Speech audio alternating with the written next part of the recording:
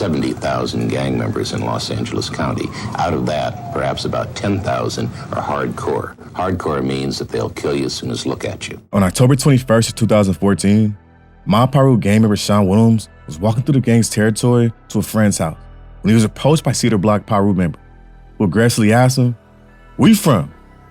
Which meant they were asking what gang he belonged to. So Sean Williams, he responds that he was from the Ma Pirus, which wouldn't have been an issue some years back. But the Cedar Block Pirus and the Ma Pirus were engaged in a deadly war. In 2014 alone, it was several drive-bys, shootouts, and set-up murders between the two gangs. So on this night, his response was more than an issue. Once Sean responds, a Cedar Block Pirus member pulls out a pistol and shoots Sean in the face.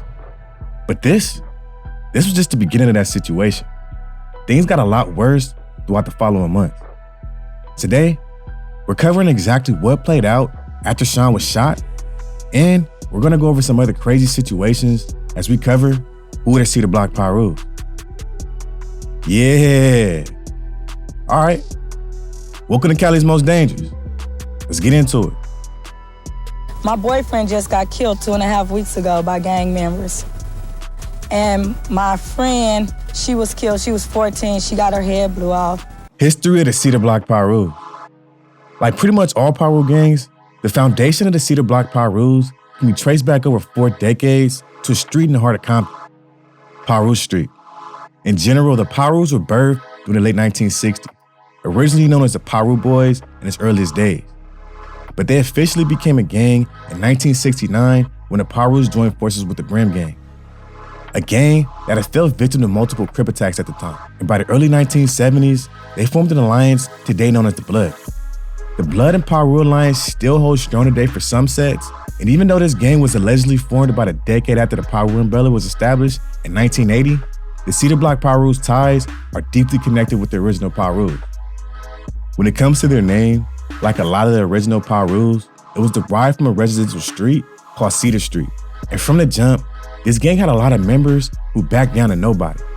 But they really became known for their brutality and frankly, as a scandalous gang in 1992, after the murder of Alan King. We've been receiving calls from literally all over the western United States saying, we have got gangbangers from your city and our city, and they're selling cocaine like it's going out of style. In early December of 1992, Army investigators were called to a small house on a Fort Lewis military base south of Tacoma, Washington. And once there, they were confronted with a graphic scene. When walking inside of the living room, they were hit with the foul odor radiating throughout the home and greeted by a flock of flies. The smell of death was in the air. On top of that, there was blood on the walls and floors. But the scene would get a lot more horrifying as the investigators made their way deeper into the house. Because in those rooms, they discovered the mutilated bodies of 25-year-old Alan King, along with his sons, 7-year-old James Gillard, 4-year-old Alan King Jr., and his 18-month-old son, Dominique King. Autopsy showed that Alan King was stabbed and hacked to death, probably with a knife and a machete. James Gillard was stabbed to death with a knife. Alan King Jr., he died after receiving several slashes with a machete, and Dominique King died as a result of several blows to the head. The 4, they were military dependents of Alan King's wife, Sergeant Lisa King, who was on duty in Korea at the time of the killings. Initially, the investigators couldn't piece together who committed these cold-blooded murders. But after a thorough investigation, which took about 7 weeks, the military police and the FBI were able to find out exactly what played out. Authorities said the family was murdered because 2 Cedar Block Pirus members, Damian Jackson and Gregory Page, believed he was responsible for a police raid in his Tacoma apartment the previous year, believing that the confidential informant was Alan King. Police say that drugs and violence are being spread to other cities, chiefly by 2 long-standing rivals in the Los Angeles youth gang scene. Black groups who call themselves Crips and wear blue colors, and Bloods who wear red. And after posting bail on the drug charges, Page and Jackson, they hooked up with James Mayfield, who made arrangements to borrow a car with a sticker that permitted them access to Fort Lewis. These killings, they made headlines across America because of the severity of the murders and because of the location where the killings took place. At this point in the early 1990s, gang killings were common in major cities, but military bases have been considered sanctuaries from the worst of these type of problems. The idea that the drug and violence culture of the streets could penetrate the military's world of discipline and order stunned military officials and federal investigators. With the FBI investigator stating, "I've been at this 22 years, and I've never seen anything like these killings." Eventually, federal agents contacted James Mayfield and the owner of the car the suspects arrived in, Edgar Outland, who was also an associate of Alan King. When first contacted by investigators, Outland, who had been convicted of in a military court and was due to be released from the Army any day with a less than honorable discharge, and Mayfield, who was a soldier, denied any knowledge of the killings. But during the interrogation, Mayfield, he changed his story. He said he drove two people to the King residence and waited in the car for 30 to 45 minutes until the two jogged back to the car. And as they drove away from the house, one of the suspects told Mayfield, "We got out." But he didn't think anything of it until he saw the suspects pull out a pair of scissors and two knives, both covered in blood. Also saying that he didn't know where the suspects went after they dropped them off, nor did he know what happened to the weapons or any other evidence. But that was just the beginning of his confession. Mayfield later told an attorney that he misled investigators about what he knew, adding that he was scared of the suspects and worried that he'd be killed too. On top of that, down the line, Outland said he rented a room at a motel at the request of one of the suspects, but didn't know anything about the killings. And during a second interrogation, Mayfield said that he now remembered that he threw the murder weapons through the sunroof of Outland's car during a drive from the murder scene. Also adding that he and the suspects burnt their bloody clothing. The two Cedar Block Power Room members, they were later arrested in California. And after being confronted with the possibility of the death penalty, the suspects took a deal for life without the possibility of parole.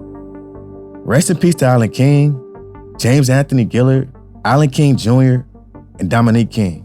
Whether or not Alan was an informant, his kids had nothing to do with this ordeal, and nobody deserves to die like that. I try to reserve judgment on these stories, and granted, it was over 30 years ago, and the killers were all young. But you ass niggas definitely deserve the death penalty. A life sentence. To kill not only an adult, but several kids over some drugs I'm sure didn't amount to anything is an evil act that can only be matched with you guys being put to rest too. I hope y'all rotted or still rotting in prison today. Anyways, back to the topic. From their foundation, up until 1992 when that story played out, locally the Cedar Block Pirus was already known as a ruthless gang. But once these deaths occurred, this gang was in headlines throughout the country. But honestly, that situation is only scratching the surface everything this gang is responsible for. The Cedar Block Pirus have had many deadly situations attached to their name. But to get into more of these intense situations, we first have to explain who the Cedar Block Pirus are today. Who are the Cedar Block Pirus?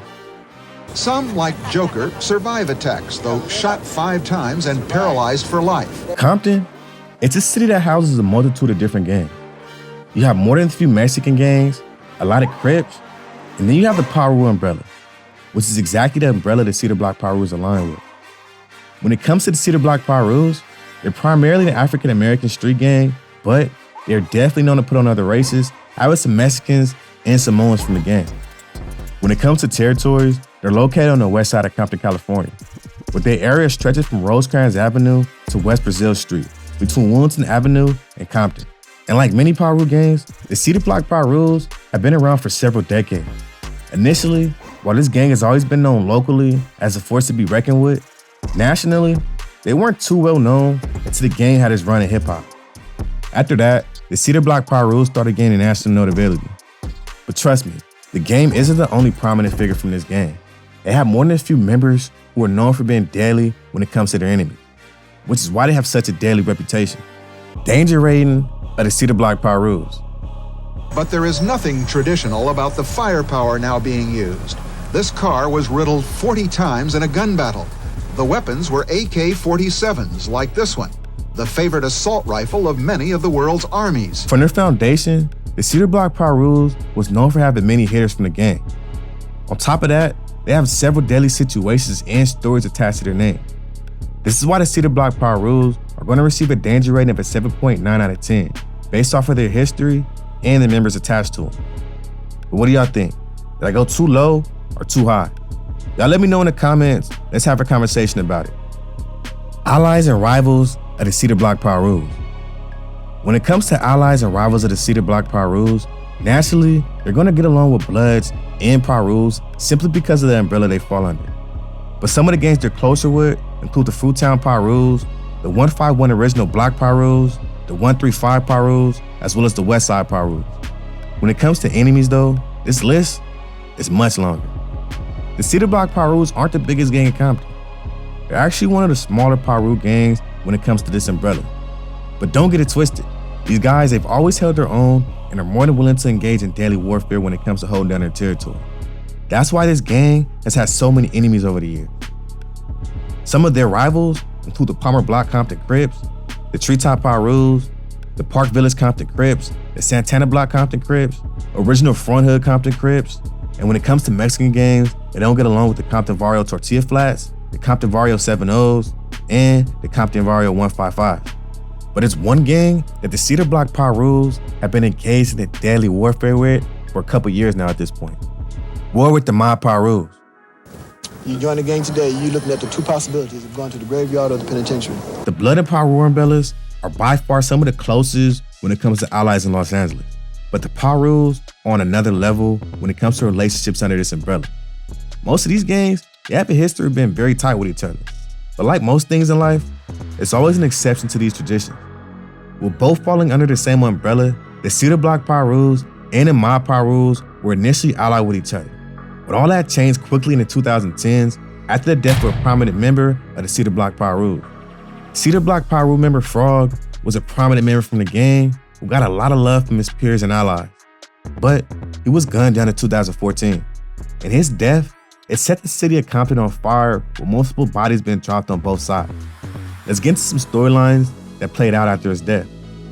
On October 21st of 2014, a Ma Pirus member named Sean Williams was walking through the Ma Pirus area to a friend's house when he was approached by Cedar Block Pirus members, and with very few words said, was shot in the face. But this situation was far from over with. A couple days later, on October 23rd of 2014, 3 Ma Pirus gang members, Jerry Mitchell, Samaj Timpton, and a third individual who identified himself as Baby ES, got into a car with Dwayne Johnson, who was sitting in the back seat. Johnson, he was a member of the Family Swan Blood Gang, a criminal street gang not affiliated with the Ma Pirus or the Cedar Block Pirus. He was just in the car waiting for his girlfriend to come outside the party. Inside the car, the 3 men hit up or banged on Johnson, asking him where he was from, telling him they were from the Ma Pirus, and identifying themselves by their respective gang monikers. Baby ES, he told Johnson that a Ma Pirus gang member had been shot 2 days earlier. In addition, Mitchell, who was in the front seat, appeared angry about the shooting because he was mad dogging and seemed tense. At Tipton, he was seen pacing back and forth, talking aggressive, and he appeared to be upset about the shooting as well. And after their talk, Mitchell pulls off and drives through the neighborhood controlled by the Cedar Block Pirus and began to slow down as he approached a parked van. Don Smith, who was sitting in the driver's seat of the van, and his cousin Emil Thompson was standing outside the van talking to him. And as the car drove past the van, Mitchell mad dogged Smith and Thompson. They made a U-turn, drove back towards him, and stopped. After that, Mitchell rolled down his window and asked Thompson, "Where you from?" When the gang member asked, "Where are you from?" he or she is actually asking, "What gang are you from?" A gang member asks this type of question to challenge a person and determine if he's from a rival gang. These questions, they often proceed with murders, attempted murders, and drive-by shootings. Anyways, Thompson answered that he and Smith were not affiliated with any gang. But even after that response, Baby ES, who was sitting behind Mitchell, opened the car door and began shooting at Thompson and Smith. Mitchell also pulled out a gun and shot at the victim, emptying the whole clip. Mitchell then drives away from the scene. But as he was trying to flee, a police officer noticed the car speeding and activates the sirens and lights of his patrol car. But Mitchell, he doesn't stop. Instead, he speeds through several city blocks. The police officers were eventually able to apprehend him. Fortunately, Thompson and Smith escaped uninjured, but ultimately, a jury convicted Mitchell of several crimes, including attempting to murder 2 victims for the benefit of and in association of a criminal street gang. Samaj Tipton pleaded guilty during the trial, and Dwayne Johnson was acquitted by the jury. This war has died down a bit over the last few years, but these 2 gangs have a daily history of going back and forth with each other, with a lot of bodies unfortunately being dropped on both sides. A Reddit user, He suggested that this war started after the death of a prominent member of the Cedar Block Piru members named Michael Wayne Richard, who was also known as Lil Frog in 2014. But I couldn't find any other explanation as to why these gangs grew to hate each other. If there's any OGs or anyone tapped into the streets that know how everything played out, let me know in the comments. And quick follow-up question, is there any chance of peace or neutral standing between the Cedar Block Pirus, or is that relationship done with? Let's have a conversation about that as well. Prominent figures. The Cedar Block Pirus have always had more than a few members who are widely known across Compton and beyond. From rappers to some of the most treacherous people you can meet, they have them all. But during my research, I also found a list of members who are no longer with us. A few of them include Michael Wayne Richard, also known as Lil Frog. Shout out to Frank. I know it's been a while. I hope you're doing well. Rest in peace to your bro. In addition, there's Motor, Dante Guerrero Tyler, also known as Tay-Dog, who was shot and killed by Deputy Sean Yodina, and Mizrang Orega, who were part of an aggressive law enforcement gang that had their own tattoo. They claimed Taylor was armed, but an extensive search after he was shot never revealed a weapon. Deputy Arrigo has since been fired in an unrelated incident. And it's Rodney Johnson, also known as White Boy, who was shot and killed on Brazil and Wilmington Avenue after a verbal dispute. Definitely rest in peace to them, and y'all let me know in the comments of any of the members who are no longer with us. Let their names live on. In addition, they have more than a few OGs who put in a lot of work for them. With them having a big member break out in the music industry and become a rap megastar. Matter of fact, the Cedar Block Pirus, they began to gain national notability by having ties with this platinum-selling artist. It's grimy, it's dirty. It's just, it's just me, man. It's hood, man. It's Compton, California. This hood right here, Cedar Block Piru. It's on my neck, man. It's on the street signs. You can't beat it, man. The game, he grew up in Compton, California. And pretty much from his birth, he was surrounded by gang culture. Both of his parents were active gang members, and his siblings were highly attached to the lifestyle as well. I'll keep it brief, because I'm gonna definitely do a gang documentary down the line, but this guy is a definition of the West Coast. He came from a rough, rugged environment, one where he got to several deadly situations, from being set up, shot up, and been in the middle of a lot of other intense situations. But still, throughout all the adversity, the game managed to become not only one of the best rappers of the West Coast, but one of the best rappers alive. Now musically, it's safe to say, when the game first arrived in the scene, he brought the West Coast back and carried it into younger legends like Kendrick were able to hold their own. Look, I don't give a fuck what nobody says. The game is a nigga. He's my top 5 rappers of all time, and we can debate that whenever. I dare you to question my stance on this. I'm a body your ass. Nah, seriously, the game, he held it down for years. And along that way, he's dropped a lot of amazing music. And truth be told, it probably wouldn't be a lot of West Coast artists that you see today out if it wasn't for him. So, you gotta get a game as flowers for that. But what do y'all think? Did the game not bring the West Coast back during his first run? Did he not go head-to-head with giants on his own? Did he not have multiple critically acclaimed albums? Or am I just been a stan? Y'all let me know in the comments, let's have a conversation about it. Anyways, other rappers from the Cedar Block Pirus, they include Big Face 100, who's also the older brother of the game.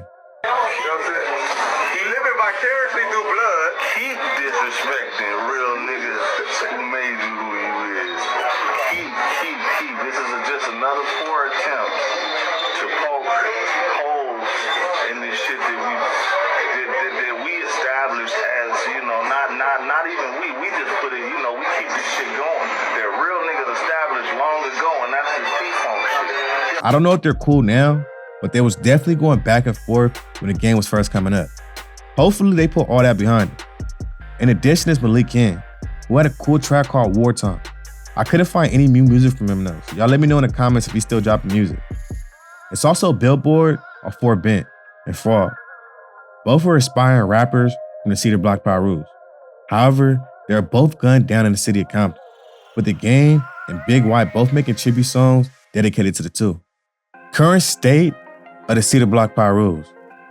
Compton is home of the Pirus and a home of many subsets of the Pirus. Some have came and went and are no longer active or as active as they used to be, and some have thrived and continue to grow, despite being in one of the most deadly areas in Los Angeles County. When it comes to the case of the Cedar Block Pirus, this gang has still managed to be around today.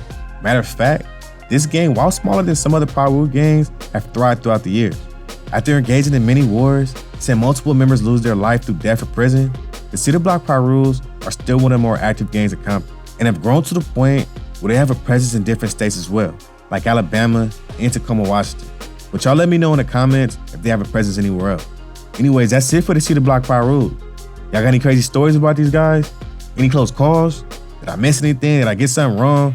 Y'all let me know in the comments. Let's have a conversation about it. Don't forget to like and subscribe if you enjoyed the video or if you're part of the Danger Gang. Y'all stay safe or dangerous out there.